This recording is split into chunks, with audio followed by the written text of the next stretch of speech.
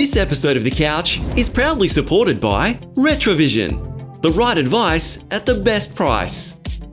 Safety Compliance Global, taking care of all your safety requirements. The Ray Hotel, discover the best pub experience in Fremantle. And Eco Action, inspiring positive environmental change. Thank you all for supporting local. Hello Australia, welcome to another Big Couch, episode 823 to be exact. Let me tell you what's on the show. We're talking to two people behind the local movie called Remotely Famous. It was making an amazing dent into Telethon's finances for this year. They've given a great donation. We'll talk to them very soon, and they've got some great projects. They're local. Also, we're talking to Camp Quality, find out the great work that they're doing here in WA and around Australia. Movies with Paul Elwyn as well today. Club Fiesta will keep us fit. We're also talking pop culture with Demelza Leonard, and we've got Talking Health with Dr. Kostridge, and later on the Eco Action team comes in and talks to Nisha about the environment and bees as well. It's a Big Couch. Hope you can stick around. Let's keep it local together. It starts now. It's showtime on the couch. Yeah, it's showtime on the couch.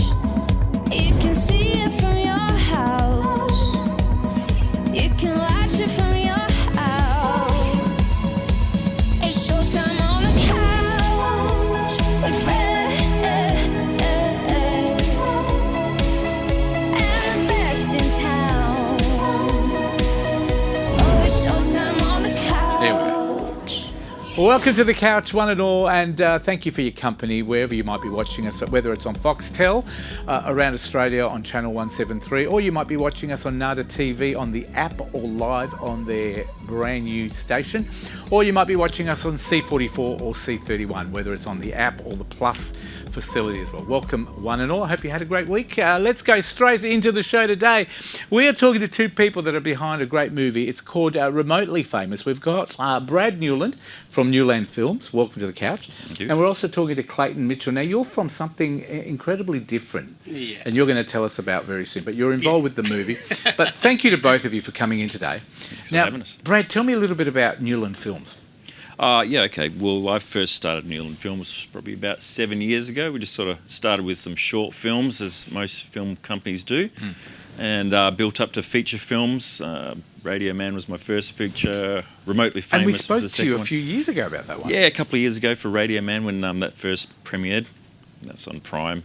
Then, I thought after that one I'd better do it again. Remotely Famous was the next project. So what's this one all about?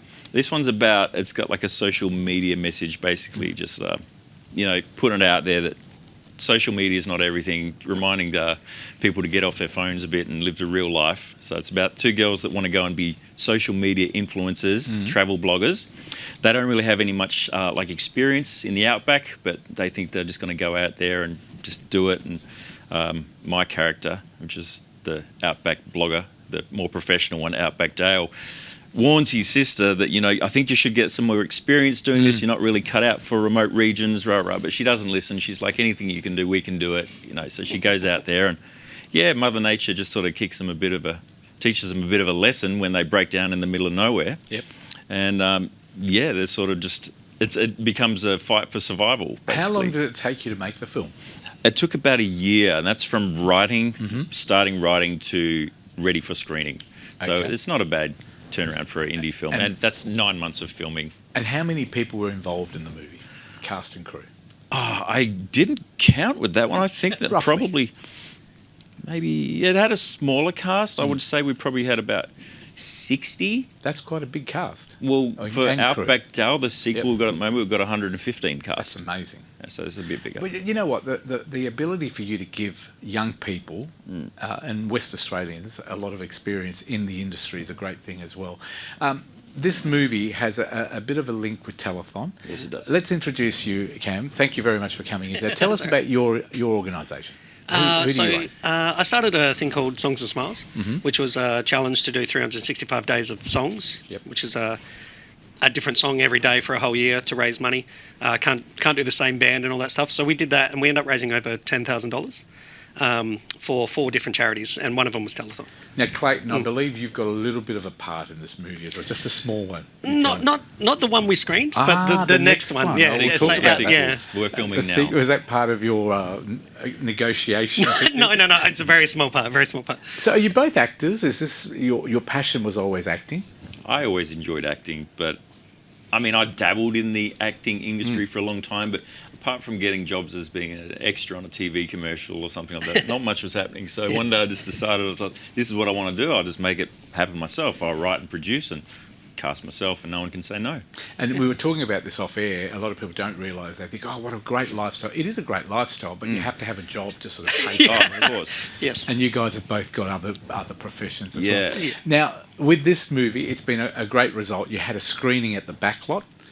Tell us about that screen. You had about 50 people turn up. Yep. So basically nearly sold out. It was at the Backlot. Ian Hale was kind enough to donate his Wonderful venue, guy, yep. and Brad donated the movie. And Well done. basically, I organised it all through Songs and Smiles, and yeah, we got everybody together to raise more money for. And that's all for Telethon coming Yeah, up all in for a Telethon. couple of weeks' time. yeah, over Fantastic. 4,000 total for Telethon. Yeah. Well done. Congratulations on that. And putting, obviously, the money into Telethon as well, which is a great cause as Yeah, well. always. Now, from here, where are we going? Because you've got a spin-off, haven't you? Oh yeah, working on the sequel now. It's Tell us about that. 80% filmed. It sort of does a bit of a character switch. Like my character is in the original, but not the main character. The main character is the young girl that plays my little sister and her best friend. They're the ones which get stuck out in the outback. So is it continuing on? It is continuing on. See, okay. It starts with me, and I am more of this Albie Mangles sort of character. And then it goes to them, and then it goes back to me at the end. And I just had a lot of people really enjoy the first Remotely Famous movie. And I just had so many say, you should make a sequel, but make it about your character. So I was like, okay, Have you okay. named it a different name? Well, it's called Outback Dale. So it's completely different to Remotely Famous Yeah, as but well. same cast. Like the 2 girls from the first movie Yeah. still in it. The Mum and Dad, which played Mum and Dad, they're in it. We've even got the dingo in it. So the full cast is all Clayton, what are you doing in the movie? You better tell us about your role. That little In bit. Outback Dale, Yeah. a little bit. right up his I play alley. a homeless person, Reggie. I was going to say, one of who Outback plays a Dale's homeless new person? mates. It's just a normal part of life now, being Yeah, homeless, isn't it? I've been typecast. Yeah. They did a good job. You probably get a lot of roles then. Was it hard being in? Was this your first movie? No, I've been in a few, but I am relatively new to the movie industry. I spent 15 years in the music industry with my band Reaper's Riddle, and then kind of doing the transition because I just love being creative and with people like Brad who love being creative as well, just for the love of it, not necessarily the money. So it's And tell just us beautiful. again, the business that you run as well. What does that do? Songs and Smiles is purely charity. Yep. Then So what Two do Tools they do? Productions. What does Songs and Smiles actually do? It was just a campaign for a year to do Okay. a song a day for a year, and then just raise money, and then people donate as the songs go on. They request songs, make donations, and then so end up raising 10 What grand, a which is wonderful awesome. idea. And all of that, are you taking on artists that are up and coming, or are you taking on people that are already in the industry? We did have a few guest stars, Yeah. but nobody huge. Like it was like every day doing a song, so you didn't have much time to perfect it or anything. So it was. So can it people was still pretty get raw. involved? Yeah, heaps of people. Tell us yeah. quickly your website if people want to come to you. YouTube.com/songs and smiles. Yeah. Songs and Smiles. Remember that one. Now, Brad, Newland Films, if Yeah. people want more information, are we likely to need some sort of financial help? Are you still looking for sponsors, anything like that? Not particularly with this film that we're making now because it's 80% film, but by all means, any sponsors are always welcome to come and help out or any help that we Where can should get they us. go? What's the website? If you look at Newland Films on Facebook, that's probably a good place to start. We've got my contact details and how to get in contact with me directly, and everything that we've done in the past is all there. Like a Well little done. Are we diary likely to see for us. both of you on telethon handing over the check? There's talks. We don't know yet. Your not people are confirmed, talking not to their confirmed. people. Yeah. Well, congratulations. Well done. It is always a fantastic thing to give to charity, and it's a tough world. And well done with the film. It is called Remotely Famous. Where can people watch the film, just quickly? It should be on Prime very shortly. There you go. It Keep will an eye be on Prime. Get your Prime membership. television. I've been told before the end of the year. Beautiful. Well, thank you to both of you for coming in today. Don't Thank you forget for with having us. Prime, just join up and then you get that 3 months for free and then cancel it after. That's what everyone does. If you haven't caught the movie Remotely Famous, check out this trailer and then we'll come back and talk some more on the couch. Here it is. Tess, have you seen your brother's latest post? Yeah, it looks like he's living the dream. Yeah, his photos look amazing. Question. Does his girlfriend have to wear a tiny bikini in every photo? Yeah, I think he just knows that'll get him more followers. Give it a break. Do you ever stop looking at that Twitter or whatever it bloody hell is? Instagram, Mum. It's the same crap. Why don't you actually go and visit your friends in real life, you know, like actually talk to a real person? I'm a bit bored. I want to do something more interesting in my life, you know? Everyone's always asking about Dale and what he's doing. You two shillers driving this little thing all the way up there? Bugger that. That's some mean terrain up there, Tickles. Bali just doesn't really excite me. Let's be different. What? Still want to do that? Don't go off in any of those off-road remote places. What? I mean, it was just yesterday you were telling me I could do what makes me happy, Dad. I mean, this is it. You know, I don't think we're going to get that many followers on this trip. Ugh, who cares about followers, Steph? I mean, just enjoy this. And if you get lost, if something happens, you could be there for a very, very long time. Wow, we should take a selfie. Steph, please. I really want to do this. This is what we came out here for. It's looking a lot drier.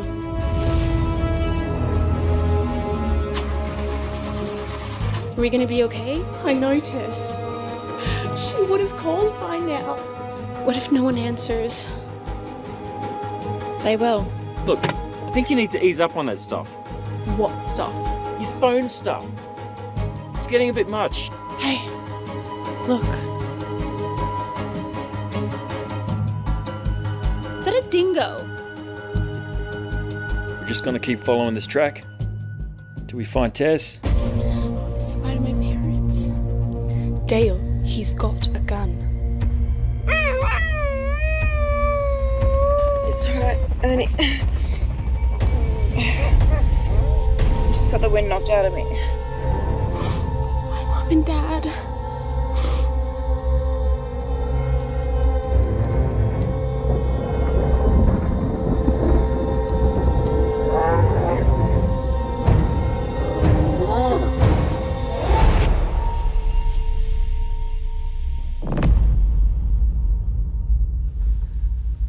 There you go. That is, of course, Remotely Famous, and you can catch it on Prime. And apparently Channel 9 has also bought it, and you'll see that on 9 schedules very, very soon. So good luck to them as well.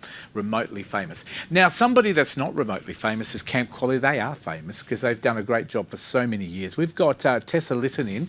She's from Camp Quality, and welcome to the couch. Nice to have you here, Tessa. Thank you for having me today. Now, I tell you what, I have always known about Camp Quality and the work that you do with children's cancer, but I'll let you sort of introduce it to those people who may have not been lucky enough to see the amazing work you guys do. Tell us a little bit about Camp Quality and about your role.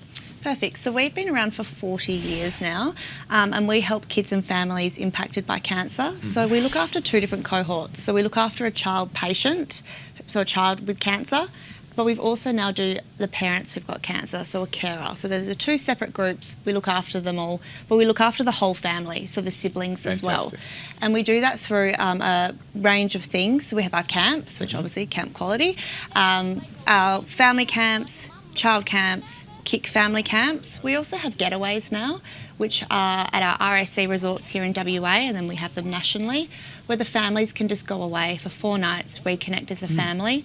Everything we do is free of charge. We also have our puppets, and they are amazing, and they go into the oncology ward every week, and they also go into schools and do shows about bullying. How do people get referred to Camp Quality? So sometimes they just know about us and sign up.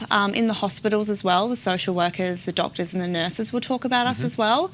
That's our biggest part, how we're discovered, and then through schools as well with the puppets. And I'm assuming you do a lot of work with the Children's Hospital as well. Yes, we do. Which is fantastic. And you've got something coming up as well with Telethon, I think, as well. Yes, we're part of Telethon, yep. Which is wonderful as well. Now, recently, on the 20th of September, your amazing car rally ended, but tell us about that event that you've run so successfully. So Westcapade, that was in its 15th year this year, which is a huge milestone.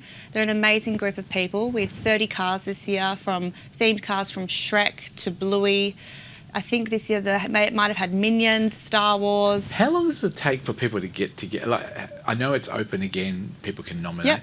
It must run for so many months, getting everybody together, getting the cars decorated. It's a big job, isn't it? It's huge. So they fundraise all year round for us, which is amazing. They're a very special group of people. But to get their cars ready, it's hours and hours and hours of work. They're very pretty committed. Good? Are they good cars? Oh, they're amazing. I've seen a couple of the photos. Shrek is a crowd favourite, and his car, so green, but it's like that the whole time. He cleans it every single night because he believes that each kid on each day should see the car fresh and new. There it is there. It's amazing. It is beautiful, isn't it? So, with Westcapade, it travels all around Western Australia. Yes. Are the people involved from all different parts of WA?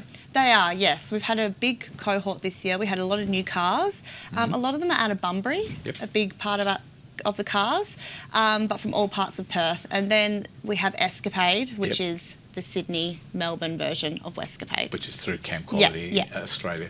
Now, can I just say to people, when Bruce Rock would have been involved, Narrogin was involved, Muckinbidden, I think I pronounced that badly, but Menzies as well, Kalgoorlie. You also had Brookton and so many other. I think I've covered most of them. But how long did the actual car route take? It's 8 days on just the road. 8 days? And that's the one that's just concluded. So for 8 days, what do they do in those 8 days? So it's all off beaten tracks. Nothing's really on main roads. So we have a course coordinator who throughout the year will do 3 surveys and he'll map it all out because you've got to, there's no roads for us to be on. So they go through stations, there's mud, there's dirt. They love doing water crossings. So because it was quite wet before they left, I think they had a lot of mud and dirt, which they all love driving on through. So they just drive. We do fun stops along the way where they'll all do an activity or a game to kind of break up the driving.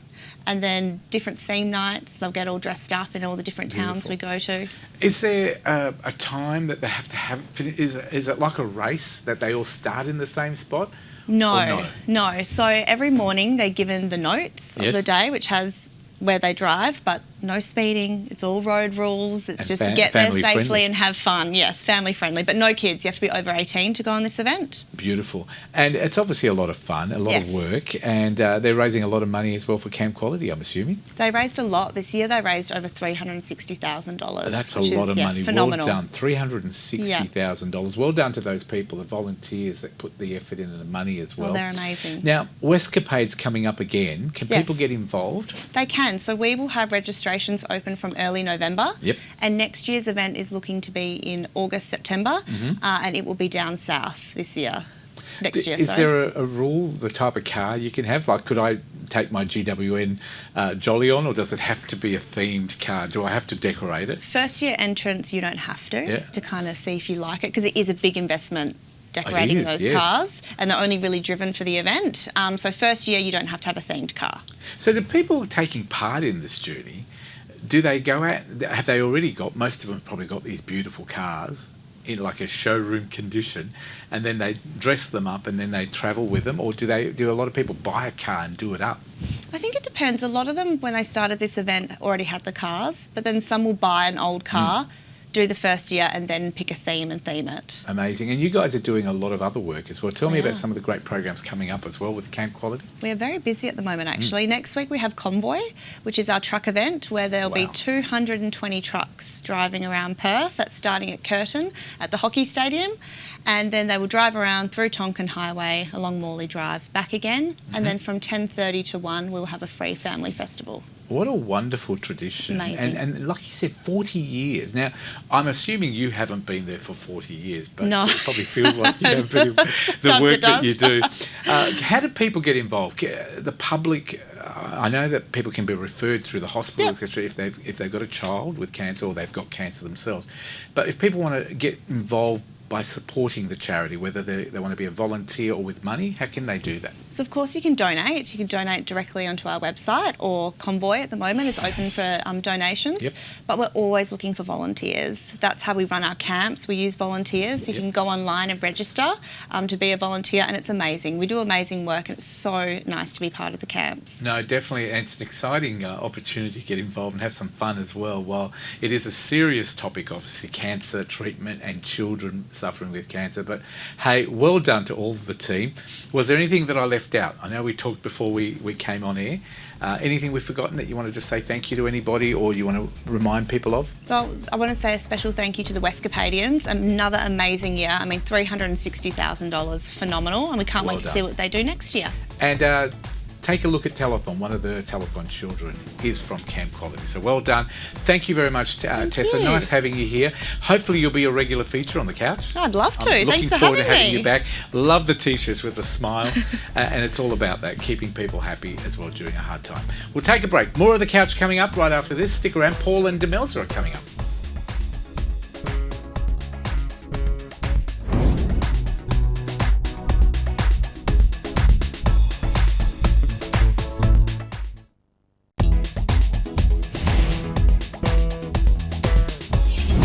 Welcome back to the couch. Always nice to talk movies and pop culture. We've got Paul Elwin back in the studio and Demelza Leonard as well. We're going to talk to you in a few minutes, Demelza, but to yell out if you like any of these movies at any time. Yeah, go for it. Paul, we've got 7 to talk about. Yeah, they're all different too. Something for everybody, pretty Yeah. much. This is probably the most varied and fun batch that we got here. The first one we got is on the 9th of October. All you people that like your sort of mashups of genres. We had one like quite a few weeks ago called Primitive War, which was basically someone said, hey, Jurassic Park, a war movie, let's squash them together, see what happens. So that was the Vietnam War. So this one is someone went, Jaws and a war movie, let's squash them together. So this one's Beast of War, 9th of October. Whole bunch of Aussies. It's actually an Aussie situation. World War II ship. Technically, it's actually based on a kind of true story where there was sharks in an area where a ship did go under. Essentially, whole bunch of soldiers and everybody being deployed for the first time on this boat. It's quite grisly, this movie. Yes, there's one huge shark, a great white pointer, that's actually hunting all these guys down, and our soldiers, our boys, have got to deal with this problem before they even venture into the war. How it goes for 90 minutes, I have no idea. But this is these kind of, I just call them like genre mashups, where someone just takes two things, squashes them together, puts a story together. And this one looks kind of fun. Yeah, like a bit of adventure with this one, and a bit of thrills, and a little bit of gore in this one. So yeah, not good for the squeamish or anyone that hates sharks. But that's Beast of War, which is out on the 9th of October there. Yeah, it's just a lot of action, a lot of fun. Yeah, actually looks like something I'd watch. Black Phone 2 is also something I like to watch. October, we've got like Halloween, it's the scary stuff. So this is great because the first one had Ethan Hawke as the evil, the grabber, the guy that kidnaps people and does stuff, and he's back in some form or another. Our main character from the first movie, The Black Phone, Finn, he's 17 and he's getting visions, of like another sort of crime or a situation that's going to take place near a camp. I don't know why it's going to be near a camp. Maybe it's a Friday the 13th thing. Ethan Hawke's back in this one. The mask is on. Everything's happening. This will be exciting because the first film did really well. Essentially, the Black Phone is there communicating with them still in some form or another. And 16th of October, just right for Halloween season. The Black Phone 2 is coming out. So it's like Ethan the Hawke's Sixth back in this Sense, but one. over the phone. Kind of. This is kind of a mashup of a few supernatural things, but it's really cool because the bad guy in this is really scary. It's played by Ethan Hawke, and he just goes all in, and he does really well in this one. So the Black Phone 2 out on the 16th of October. Now, regretting you, I actually saw the preview to this one already. Tell me about it. So this one, it's done by the same writers of It Ends With Us, but it's not the exact same kind of situation. It's kind of like it's sort of a tenuous drama where a daughter is being rebellious, and what fuels this is essentially her dad and her auntie were both in a car crash together, and there's lots of questions about like, were they having an affair? How is her mum dealing with it? Her uncle, he's played by Dave Franco, the other Franco, the non-controversial Franco. Yes, he's doing a dramatic role. He does this really well. I think seriously, he's a better actor than his brother. Really? But his brother's in there you go. way more hot water than he is. Kind of cool. It's basically just sort of romantic story, but also like how families and that are trying to work things out. Sort of, it's not lighthearted, not too heavy, sort of in between, just right for that sort of, not the rom-com crowd, but people who just want to watch a good romantic drama. Very straightforward kind of story, everything in the end, that sort of thing. So yeah, Regretting You, which is out on the 23rd of October, and that's sort of that's your sort of romantic drama crowd. The two Franco brothers there. No, just the one Franco, the Yeah, good Franco. the good I Franco. guess. Currently, The good the Franco. non-cancelled Franco is in this one, Dave Franco. Sounds good. Yeah, it's a Good lot of fun. Fortune is also coming up very soon. So, Good Fortune, do you remember there was sort of City of Angels, which is Yes. all about angels. There was also a Paul Hogan one called Almost an Angel. Yes. How I did see angels that. on Earth intervene with things. Angels in heaven intervene with stuff happening on Earth. This one's kind of funny. Who'd make a good angel? I don't know. Keanu Reeves. He's basically an just about apprentice there. angel, starting off. The whole comedy is he has new ideas on how he can sort of adjust everyone's sort of morals and that. He takes on a huge assignment, and essentially his idea is Aziz Ansari, who directed and wrote this whole thing. He's poor and down on his luck, and he's doing Ubers, that sort of thing, just to get by. Seth Rogen's character is rich and famous. Yes. So Keanu goes, okay, this will sort you guys out. I'm going to swap it, swap roles, swap everything about it. You're going to have his life and vice versa. Comedy ensues because basically they both can't handle their situations. However, Aziz Ansari's character goes, "Oh wait, I'm rich. Oh, everything's fine." And Keanu's like, "No, you're meant to regret it. What's going on?" And the whole film is basically Keanu trying to correct A bit of comedy by the everything. sounds of Yeah, it. so it's good because you got Keanu doing the deadpan thing, Aziz Ansari's the crazy guy, Seth Rogen's in between. So a lot of fun. That's Good Fortune, which is out on the 30th of October. Now, Yeah. this next one is a bit different. Kiss of the Spider-Woman. Kiss of the Spider-Woman. Technically, this is a remake of a very famous 1985 movie which Yes. had William Hurt and Raul Julia in it. It's kind of strange because the Spider-Woman, this is interesting because it's played by Jennifer Lopez, and you think, okay, she's had a bit of a sort of downturn in her career, but in this, especially from the trailer, her singing and dancing in this, she plays this imaginary type character called the Spider-Woman, who is this actress that these two political prisoners, one played by Diego Luna from the Star Wars series, they both are thinking about this character and this movie star and everything, and it's sort of their escape from what their situation is in prison. So it's kind of strange. They're in prison talking, but all of a sudden they go, "Oh, yes, the actress, the Spider-Woman," and they make up these movies and these songs and everything in their head. mind. And Jennifer Lopez performs all of these numbers through it. And she probably does it well. She does it really well. Even yeah. in the trailer, you see it. Oh my God, she's singing and dancing, doing everything. Amazing job. So is this Jennifer Lopez's sort of big return to movies and doing these musical type roles? So yeah, The Kiss of the Spider-Woman, the remake of the 1985 movie, and that one is out the 30th October as well. Now, Predator Badlands is coming up. So all these sci-fi nuts like myself, Yes, Predator, you Aliens, love this. I've been loving Alien Earth. I love that whole series. Yep. That was really good. So this one is done by the same director as the one last year, which was Predator Prey. This one is set technically in the future. The other Fanning, not Dakota Fanning, but Elle Fanning, she is playing a synthetic robot. You only get half of her in this movie because her legs have been noticed. ripped off.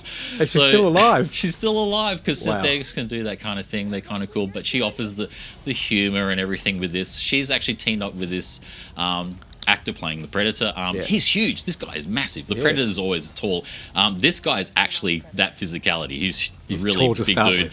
So it's kind of a buddy movie with two very unlikely characters. And of course, the Predator is coming of age and becoming a warrior.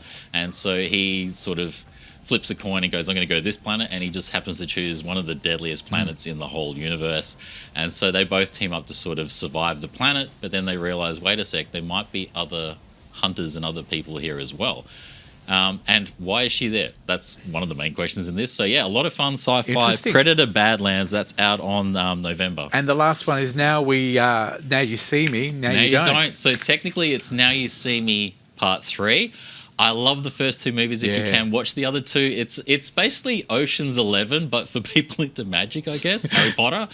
A lot of fun. 4 horsemen, these magicians that sort of do social justice. And the bumbling FBI off agent who's following them, Mark Ruffalo, so charming. But Jesse Eisenberg's back in this. Woody Harrelson's back in this. Isla Fisher is back. She wasn't in the second one, but she's back. Also, there's a whole bunch of new people in the team as well. So what magic tricks are they going to perform? What kind of social justices are they going to do? A lot of fun. Huge cast in this one. Morgan Freeman's in this one as well. Very big. So Now You See Me, Now You Don't 3. Yeah, look out huge for it. movie. It This sounds is the like a great highlight. cast. Now, Definitely. let's have a look at the top 5 movies for this week, Paul, as they stand Thank this you. week. And at number 5 is as follows. Here they are. Top 5. Oh, 5. A Big, Bold, Beautiful Journey. Number 4. Downton Abbey, the grand finale. Oh, that's huge. 3. My Lord eldest DeMille's daughter watched favourites. this and loved it. The Conjuring Last Rites. 2. Demon Slayer, Infinity Castle. And number 1, yay, the kids' movie, The Bad Guys 2. You like The Conjuring?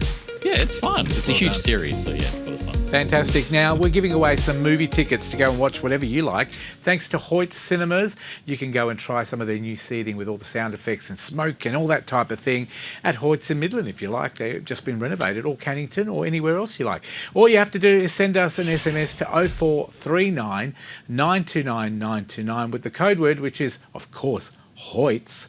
Very easy. Name and address on that as well, and we'll give the first 2 people to send in an SMS a double pass, and they can go and see whatever they like. Thanks to Hoyts. We love what you do with movies, and thanks for your support on the couch as well. Somebody else. Thank you, Paul, by the way. Thank you very much.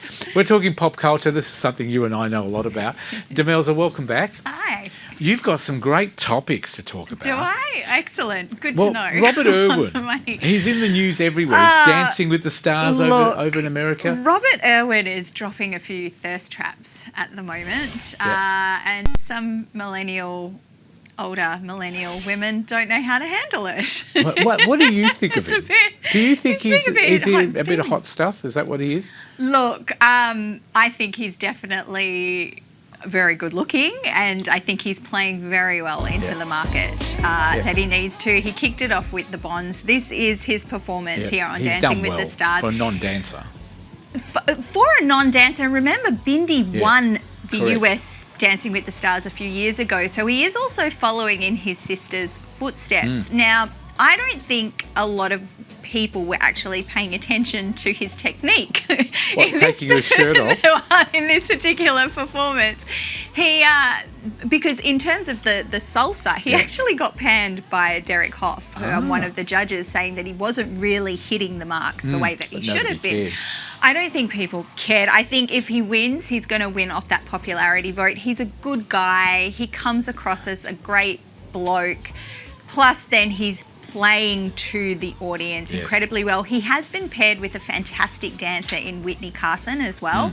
So I think, this is it's probably one of the most competitive celebrity US Dancing with the Stars that they have had to date. And I think it's going to be really interesting to see how he give him actually credit. does. He's done well with, Get Me Out of Here, I'm a Celebrity. 18-year-old he was, I think, at the time. Absolutely. And he's only, 21 now. He's in the next series of that show as well. You'd be crazy not to have him in that. Probably in Bond underwear if you really want to make ratings work. But you know what? We've had popular people in the past that have done incredibly well. I think also what we're forgetting is, yes, we've seen Robert as a baby grow and become Correct. into this 21-year-old We've lived man. with him. But it's no different to any of the other 21-year-old guys and what they're doing out there Correct. in terms of the actors Jason and the musicians. Donovan, you name them, Craig Exactly. McLaughlin. We grew up with them on TV. They grew up as teenagers and now they're adults and they've become big hits. And I think that's one thing that we are kind of forgetting about is because we've seen him from a baby. It's now he is a 21-year-old and he's doing what he needs to for his own career at the same Absolutely. time. I wish him all the best. Good luck. Absolutely. And take it while it lasts because you never know when it ends tomorrow. So, hey, make as much. It's not even about the money. I think he's just enjoying the ride. Yeah, So and well it done. is beautiful to see because I Correct. think his dad would be so And proud of his him too. family is absolutely beautiful. They Yeah. support him all the way. His sister's amazing. Well done. And I wish him all the best as well. And you know what? Maybe put him in Big Brother Up Late as well. Why not? That would be interesting. Could you imagine him in one of those, make a bed Tell set, you him in his Bond underwear doing Welcome to Big Brother Up Late? I don't know if I like to see him in that way. I well. think it's kind of Oh, yeah, bordering on right. the sleazy. Well, yeah, right, yeah. Bad Bunny, what's happening with that? So, are you aware of reggaeton superstar Bad Bunny? Of course I wouldn't be. So Bad Bunny is surprisingly one of the biggest artists in the world. So he came in as number one 2021 and 2022 most streamed artist. He came in third in 23 and fourth in 2024. He's up there as one of the biggest artists in the world. His concerts sell out. He sold out Coachella. It's massive. He's massive. Yep. He has just been announced as the artist who will be doing the halftime show for the Super Bowl. Of course he would in be. February next year. Now, this has caused a bit of controversy because obviously Jay-Z has got Rock Nation, and Rock Nation is in charge of all the entertainment when it comes to the Super Bowl. And now they've gone and put Bad Bunny at a time where America is, you know, unstable, having a bit of a few issues there. So now you have an artist where majority of the songs are actually in Spanish performing at the Super Bowl. That'd be a good thing. I think it's a fantastic thing. I think the world in terms, and we've had this discussion plenty of times before, music has gone global now. Yes, the correct. way that we have the accessibility to it means that we are connecting into K-pop, we are connecting into reggaeton. And what used to be in the 2000s, we had whatever we were being fed in terms of the reggaeton to listen to. Correct. We're now getting... Well, look at Eurovision. Exactly. It's now around the world. Exactly. It used to be just Europe. And this is one of the reasons why when Bad Bunny was announced, it actually makes a lot of sense, because now you're also about to put even more eyes on the Super Bowl, whoever those two teams are going to be, plus that massive halftime show and the multi-million-dollar ads that get run during that time. And we're still hearing complaints in Australia about Snoop Dogg being at the AFL. Do you know what? I thought he was absolutely brilliant. Look, for what they paid him, he did a great job, and we couldn't have got a bigger star. So no, and well with done. Snoop Dogg as well, he pandered to both those who have followed his career as well as the mainstream, and I think he did a brilliant job of it. What are coffee raves? What are these all about? Is this So have you seen these popping up? I actually... Is this where you exercise and dance while you're drinking coffee? Not really. It's basically you go to a coffee shop. You go to a coffee shop and there's a DJ and you can dance like you were if you were going to a nightclub. We've recently had one of those on the couch. We did. Vesna and her daughter. And yes, that's exactly it. So these coffee raves are now popping up around town, so in Perth, but they are popping up all over Australia as well. It is causing a little bit of controversy with some of the dance community.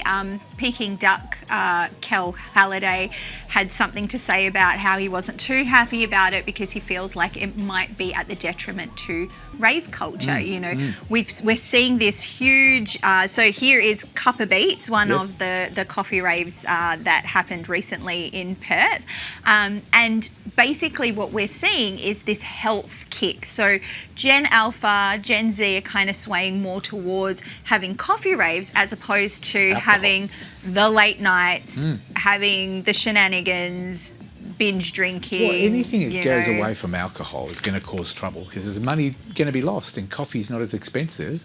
But it will keep you energised, I'll tell you that. Look, it's energy the same way. I think in terms of the raves, they both have their places, as long as one's not killing off the other. Because when you come to raves and you think about what made raves so special, it was that element that it was taboo. It was, you know, where you could be in the dark, right? And have your fun and your happy time as well. Hey, do you know what? If they can just get Robert Irwin in his underwear to turn up to one of these coffee raves, you've got everyone happy. We're good, Getting to do a late one and an early one. Hey, are you guys into the rave, coffee raves? Have you been to any? I was actually at one before the segment last time. Did you like it? I loved it. It was fun. Harmless, isn't it? And a lot of fun. It was. Well done. Demelza Leonard, where do we get more info about you? You can head to demelsaleonard.com or check out my podcast, Pop Influence. Well done. And Paul Elwyn, thank you very much as well. Demelza, Paul, we'll see you in a couple of weeks' time. We'll take a break. More of the couch. Dr. Kostridge is coming up. Maybe, if we haven't kept him waiting too long, right after this.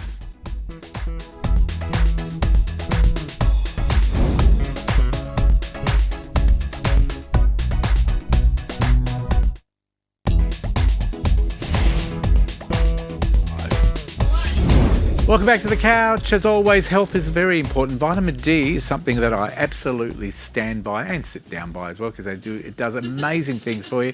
To tell us a little bit more is our Dr. Joe, of course, and our very own Nisha Seth. Over to you. Thank you so much, Fred. Yes, summer is upon us, and so vitamin D is upon us too. So let's have a chat. How are you, Dr. Joe? Yeah, very good, Nisha. Nice to see you too, Fred. Thank you very much. So when we talk about vitamin D, a lot of people say, I have a deficiency and etc. Let's just start at the very basics. Why is vitamin D important? What is it? Like all vitamins, the body cannot produce them. So the body can manufacture glucose, it can manufacture some amino acids with the proteins, it can't manufacture essential amino acids, can't manufacture essential fatty acids, and it cannot make any minerals, and it cannot make any vitamins. So they have to come in externally. So vitamin D is one of the 4 fat-soluble vitamins. It's A, D, E and K. And vitamin D is interesting because there's a view that it's a cross between a vitamin and a hormone in that it has a range of different functions through the body. So it's not just one function. So in turn, there's often very few, in fact, there's generally no symptoms of vitamin D deficiency until very, very late. Now, in the 1800s, there's a condition that we don't see anymore called rickets. Thank goodness. And it's good that we don't see it anymore, which was caused by vitamin D deficiency, and it's particularly in coal miners, because they're down in the coal mines all day and they didn't get any sunlight. And obviously in those days, children worked in the coal mines as well, and you got rickets in children. It's a condition of the bones where the bones get quite weak and soft, and obviously far more likely to to break.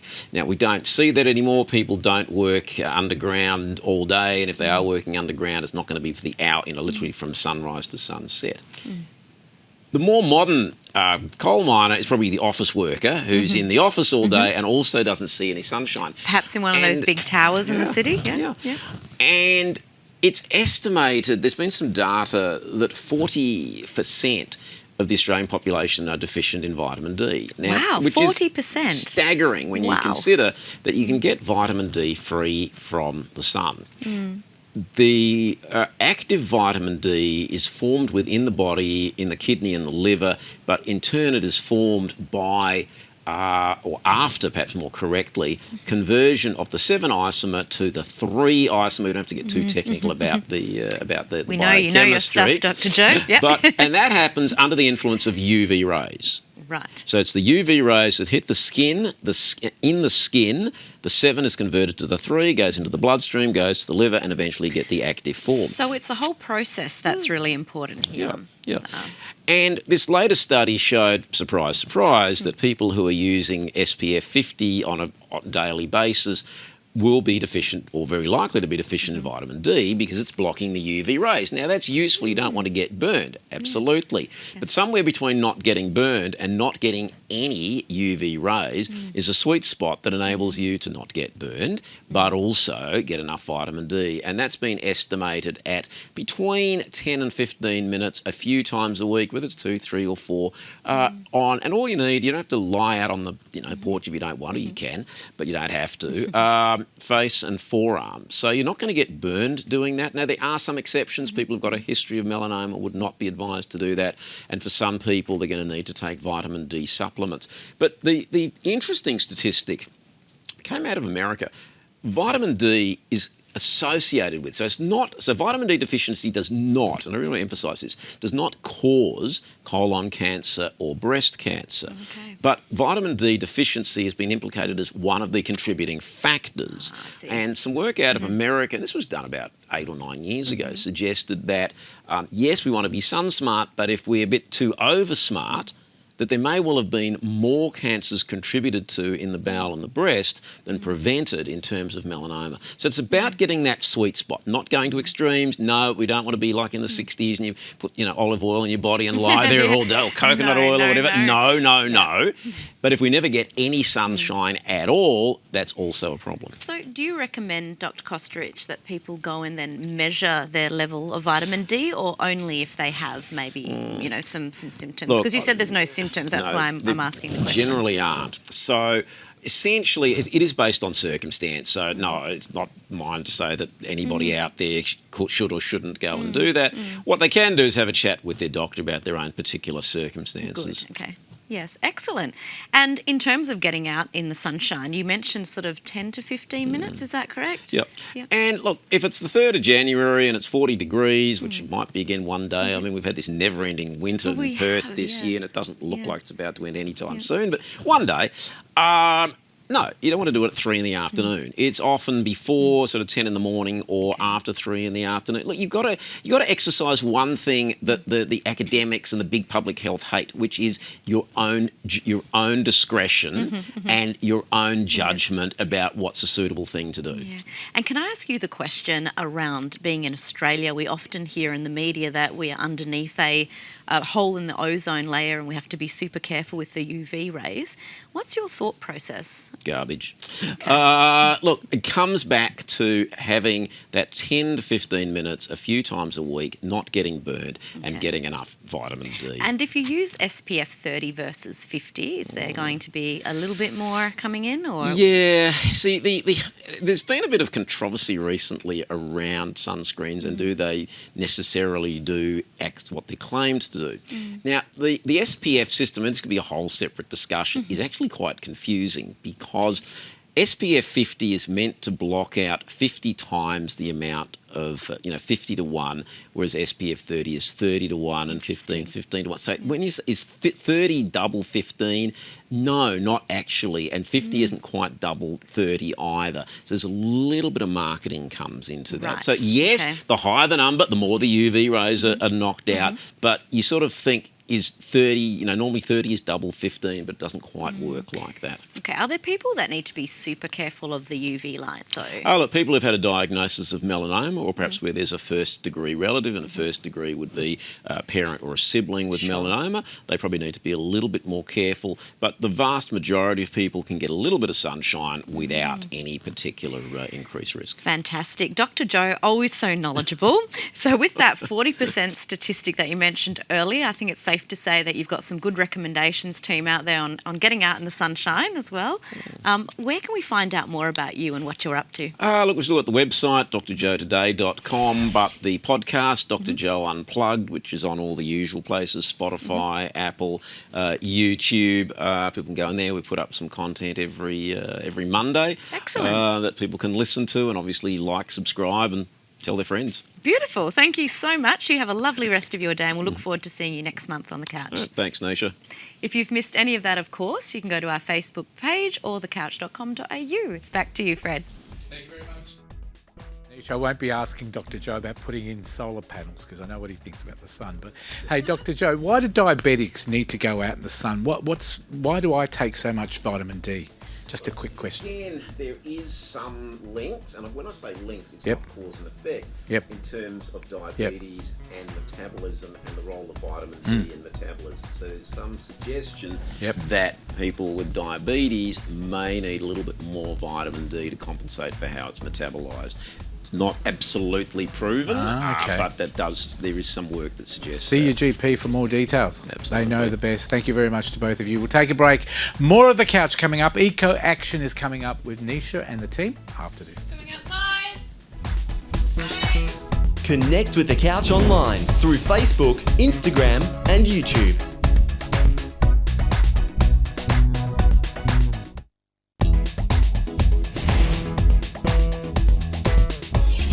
Welcome back to The Couch. With so much rain around Australia and specifically here in WA, gardens have been flooded. There's been so much water at the start of spring. We thought we'd get an expert in, and today we're talking to a fantastic lady. Her name is Angela Thomas. She's from Yates, Australia. Angela, welcome to The Couch and thanks for spending some time with us today. Good morning, good afternoon. Hello, Fred. Thank you so much for having me. That's all right. We're over here in Perth, so it's afternoon for you. Still morning, but afternoon when people watch the show. But welcome to our program. I thought I'd get an expert in. You're a horticulturist with Yates. Tell us what you do at Yates. So my full title is the Horticultural Communications Manager for Yates, which basically means I get to talk about gardening, teach people about gardening, write about gardening for a living.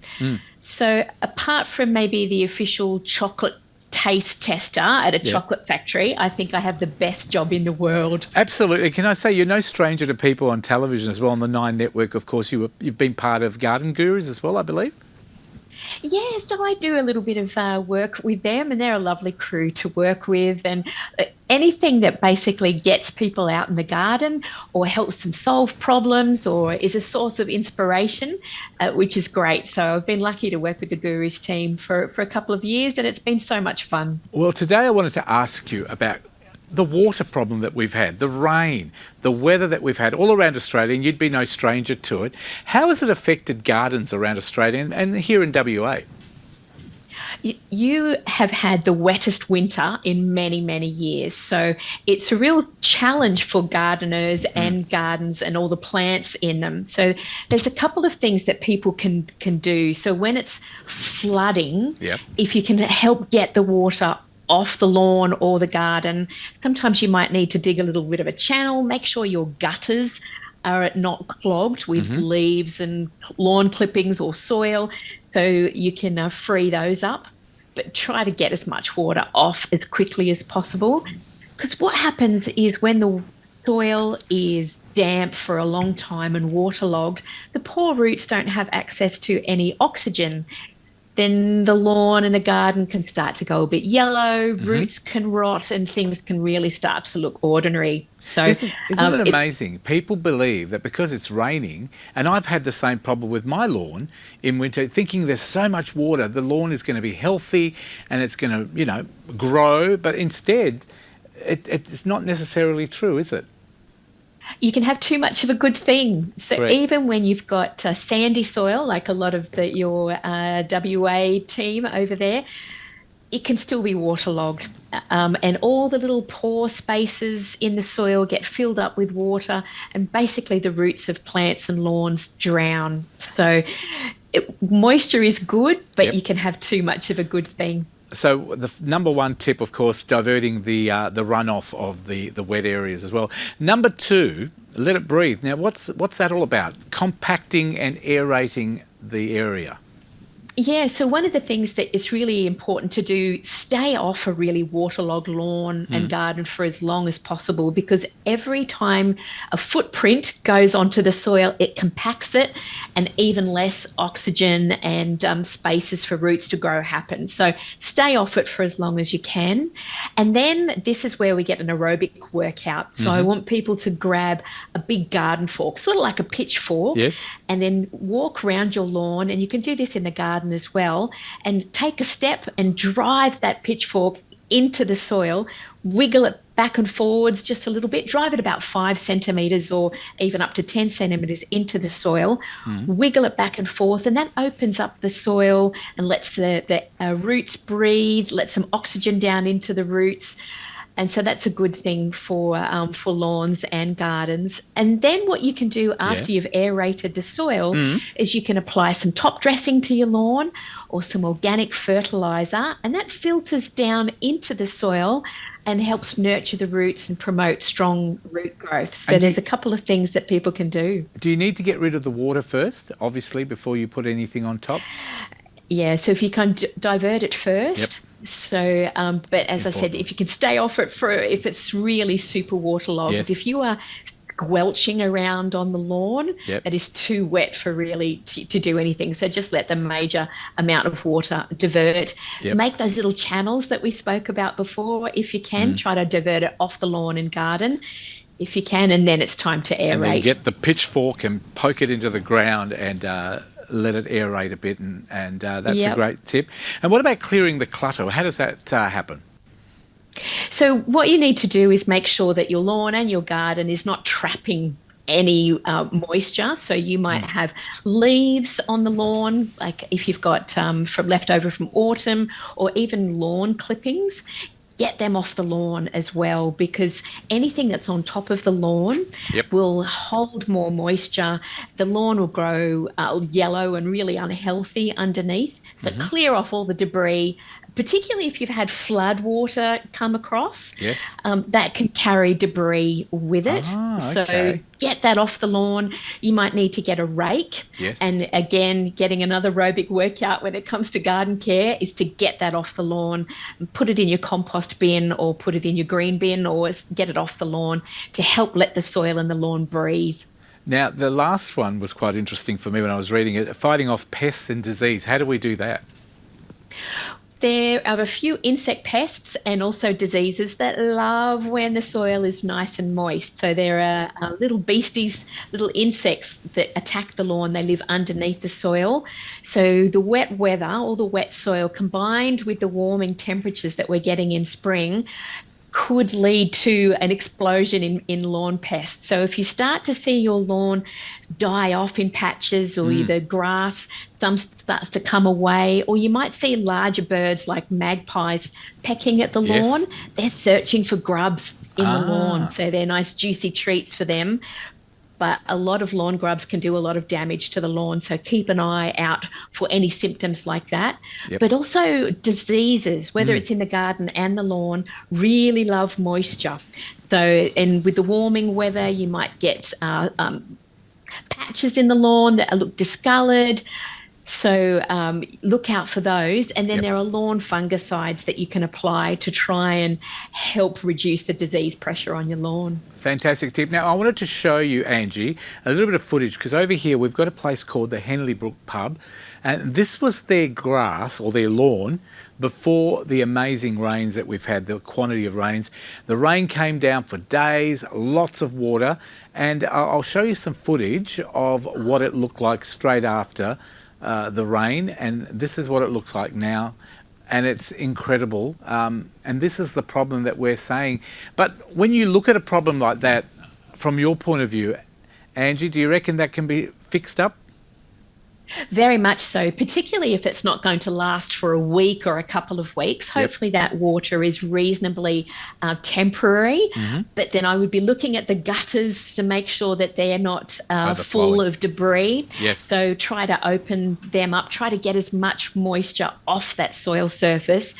But that poor lawn, but I have hope for that. There's lots of things that they can do after the water has subsided. One of the things, particularly in sandy soil, a lot of that moisture will have depleted the soil of nutrients. It just washes it through the profile or washes it down the gutters, unfortunately. So lawn feeding will really help to rejuvenate that lawn and replace all the nutrients that have been lost through all that water. So I'm saying it's a bit of exercise, a bit of time, and a bit of money as well to invest in such an amazing lawn and garden. As a lot of businesses have got that, and they've got to keep them looking good. So a bit of work coming up for them, I would say. That's right. But people, including the pub, will have spent a lot of money and effort installing that one. And then the same with people in their backyards. Absolutely. So it is worth giving it a little bit of TLC. And not all is lost. So I don't want people to panic. There's always a way back. And once the water is gone, hopefully we can help the lawns recover. We can go back to lying on the lawn with a blanket and having a nice wine at the pub. Andrew, you're probably aware we're only about 3 hours away from Bali. They recently had a downpour of, storms and weather, bad weather, lots of water. And one of the problems that they had was exactly the same as what we're talking about now. There was no runoff because they've built so much. There was nowhere for the water to go. So this is exactly the problem that you're talking about, isn't it? Yeah, sometimes what we do, and we like to install garden beds and concrete edges and pathways, but sometimes they can create a little bit of a bathtub effect in our gardens. So when it does rain heavily, when you get those huge downpours, just monitor your garden and see where the water is being held up. Yes. And that's when we can maybe, between now and the next downpour, I might need to create a gap in that particular pathway or that garden edging, just to let the water escape. But it's something that we probably need to photograph and write in our garden notes, because once it starts to dry up, we forget about it, and the next deluge that comes, absolutely, think, I should have done something about that last time. We're talking to, of course, Angie Thomas, of course, from Yates, Australia. She's a horticulturist. She's also a TV star on The Garden Gurus. When can we expect to see you in Perth? Are you coming back again very soon to record some more Garden Gurus? Probably in autumn next year. We filmed some of our spring segments, but it's lovely. I came over to Perth a couple of times this year to film. Beautiful. And it's just lovely. All the lovely plants that you've got, all the Australian natives that we find quite hard to grow on the East Coast, just thriving over there in the West. And so it makes me a bit envious as a gardener, all the beautiful things that you can grow. I visited Kings Park a couple of times, and it's just stunning. The location is stunning. The plants are stunning. Yep. It really was inspirational and a beautiful place to visit. Angie, thank you for your tips. If people want more information, how do they find you on the web? They can jump onto the Yates website, so that's yates.com.au. We've got all sorts of information on soil health or lawn recovery after it's been super wet, lawn pests and diseases, controlling weeds, soil health, and everything in between. Can I ask you a quick product name for me without notice? I've got weeds in my lawn. The lawn is beautiful, but weeds everywhere. What's the best thing at the moment to use to try and kill them? I love products like Yates Weed and Feed. It's a plug-in selective hose-on weed killer. All you need to do is have a hose with a connector. You plug it in. It's our plug-and-play type solutions for weed control. Easy, you'll be done in a matter of minutes, and then your weeds will be under control. Weed and Feed by Yates. Pick it up at Bunnings or great garden shops as well around Australia. Thank you very much, Angie. As always, it's a pleasure to have you. We'll talk to you again on the couch, I'm sure, next year. Pay us a visit when you come to Perth. We'd love to have you in and have a wonderful weekend, what's left of it. Thanks so much, Fred, and happy spring, everybody. We'll take a break. More of The Couch coming up right after this. Connect with The Couch online through Facebook, Instagram and YouTube.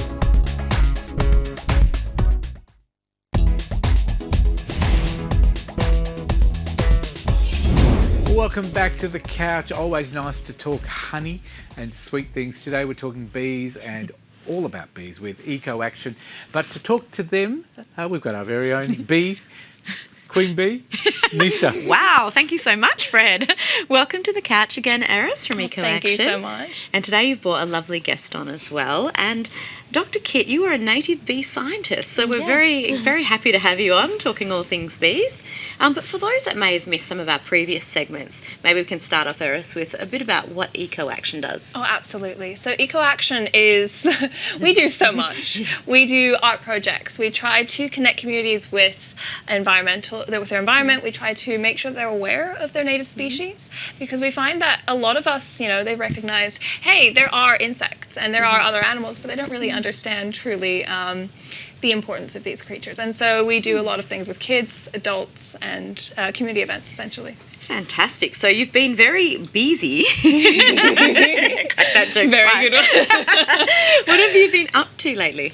Well, actually, speaking of, we were actually at, I think it was called Quokka's birthday.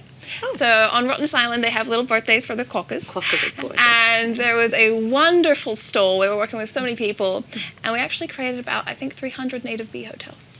Bee hotels? I like the sound of that. Yes, they're very different to beehives. Obviously, they're not going to be buzzing with European honeybees. It's going to be a very different kind of bee.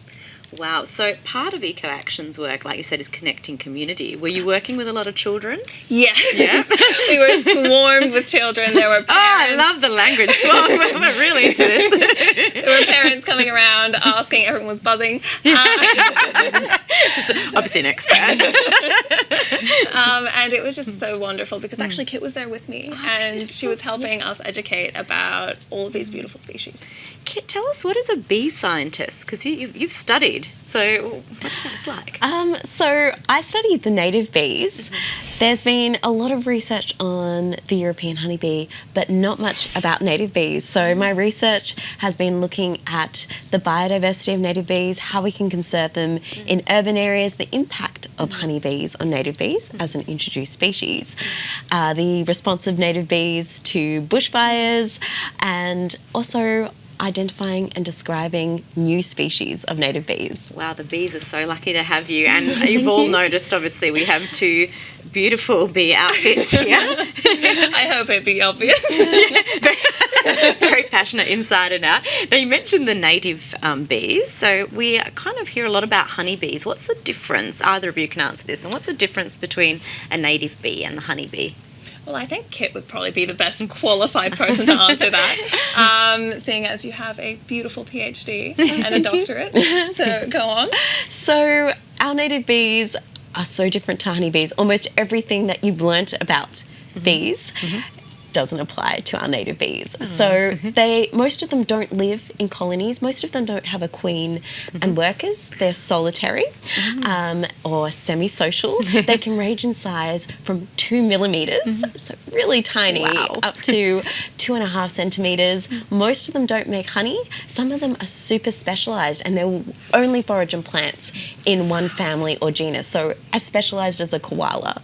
Wow. Yeah, so that's amazing. So there's really so many different species of bees and they all don't make honey, which is something I think a lot of us don't realise. Well, a few make honey, but not here in southwest WA. We do have some bees in Australia that are commonly called sugar bag bees and have important cultural connections with the traditional landowners. Oh, wonderful. And so these bee hotels that you've been building with the kids, tell us about the importance of those. So unfortunately, as we urbanise areas, we lose a lot of our bushland. And so working with the limited, I guess, bushland that they have, these bees unfortunately are out of their element. A lot of the old trees that this would be kind of trying to represent, or reeds, would be cut down and moved. So instead of keeping that old tree there where beetles would slowly break it down and make little holes or hollows, we often move that out of the way, then we get rid of it, throw it out. And so that can no longer be a home for our native bees. You know what, I'm looking at this bee hotel and I'm thinking like in Vegas we could have like a light up sign at the front. Would that work as well? Oh my goodness. That would be very cute.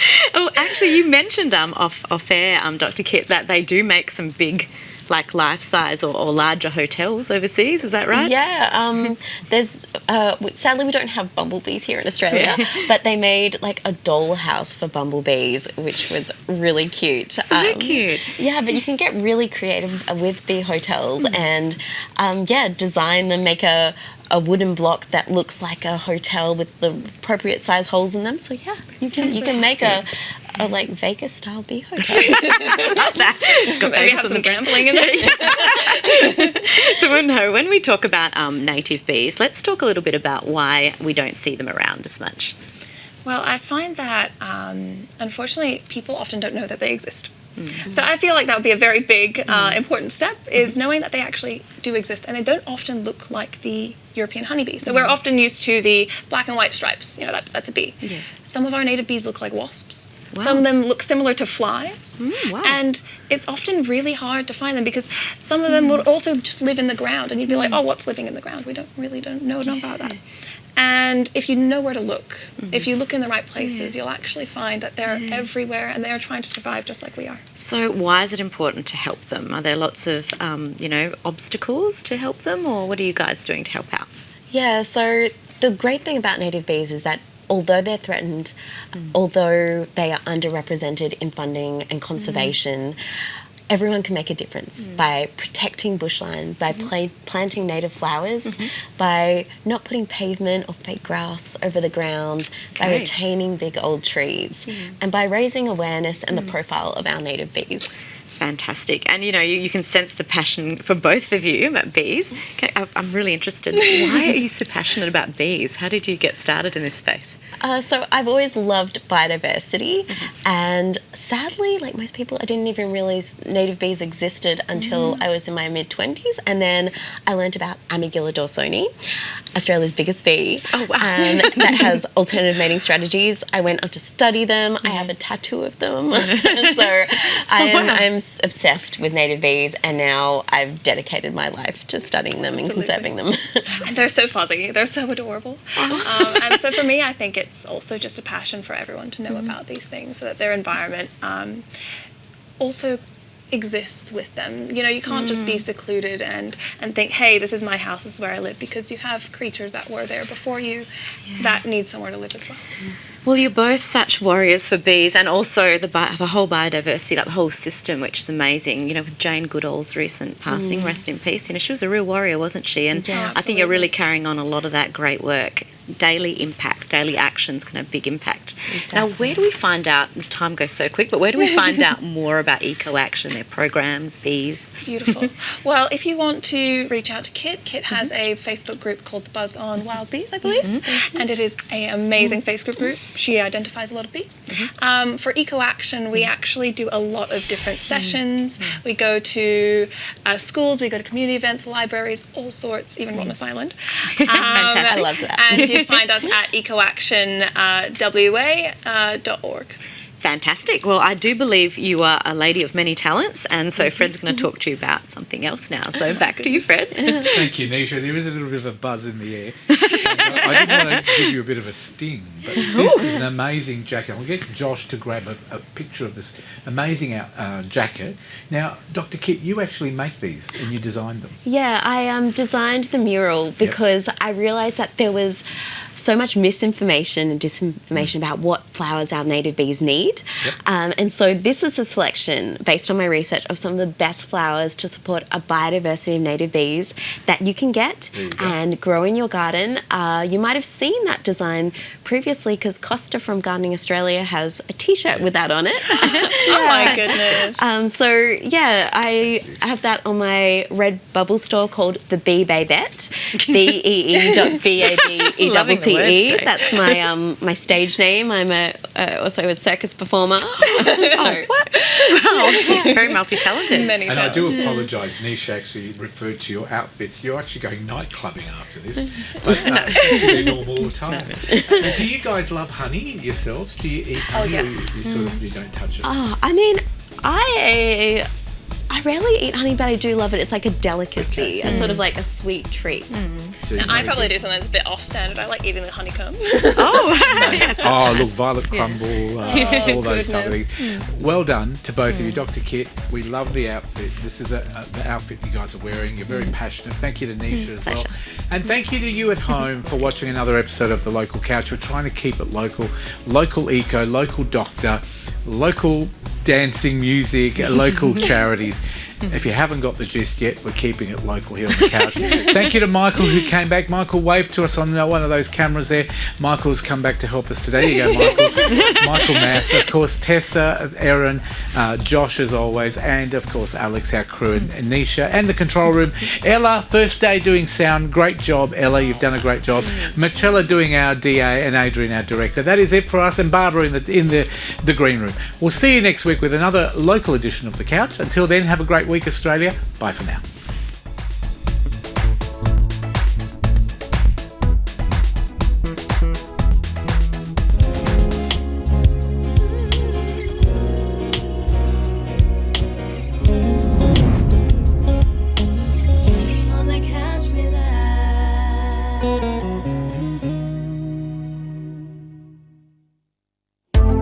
This episode of The Couch is proudly supported by Retrovision. The right advice at the best price. Safety Compliance Global, taking care of all your safety requirements. The Ray Hotel, discover the best pub experience in Fremantle. And Eco Action, inspiring positive environmental change. Thank you all for supporting local.